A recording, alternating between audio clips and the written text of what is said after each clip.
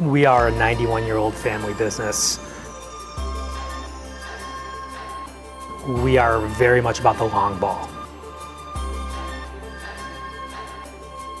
When we make decisions, it's not, oh my gosh, this is a huge amount of money to spend today. We're curious about what it's going to be in 5 years, 10 years, 20 years.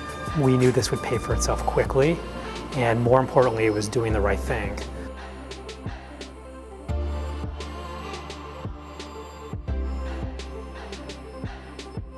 "541 megawatts we have produced since the system went online in June. This will save 2,000 metric tons of CO2 from entering the atmosphere."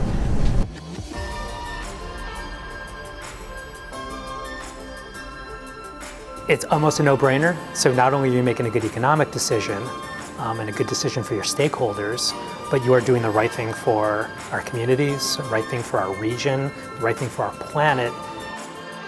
This is really easy to do. Anybody who has a way of doing this, has a roof or has a lawn, a big field where they can do solar, they should do it.